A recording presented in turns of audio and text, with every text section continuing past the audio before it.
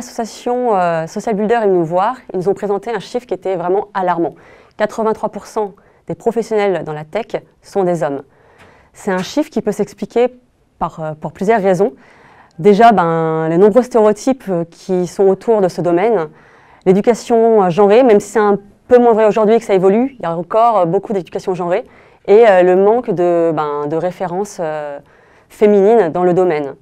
Donc tout ça fait qu'aujourd'hui, les femmes, inconsciemment, ne pensent pas à aller dans ces métiers, voire même, elles s'interdisent à aller dans ces métiers. La campagne Forbidden Job, c'est une campagne qui hack le réseau social LinkedIn.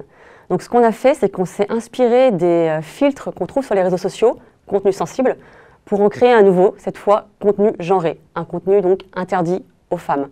On a ensuite appliqué ce filtre sur des offres d'emploi sponsorisées qu'on a diffusées sur LinkedIn.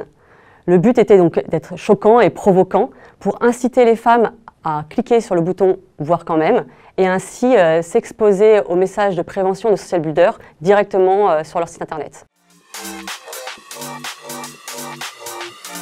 Alors l'innovation du projet réside en 3 points. Le premier, c'est qu'on a réussi à totalement s'intégrer sur les usages de la plateforme LinkedIn pour créer on va dire un système un peu trompeur visant à faire cliquer les gens. La deuxième chose très innovante de ce projet, c'est qu'on est vraiment venu s'inspirer d'un code hyper connu sur les réseaux sociaux qu'on a utilisé pour le crédibiliser. Et la troisième démarche innovante, c'est qu'on a réussi à créer un canal direct entre LinkedIn et nos offres d'emploi et le site de Social Builder avec son message de sensibilisation. C'est d'abord plus de 100 000 clics sur nos annonces interdites en quelques heures. Le deuxième résultat important, c'est que près de 8 000 femmes se sont inscrites au stage proposé par Social Builder pour accéder au métier du numérique.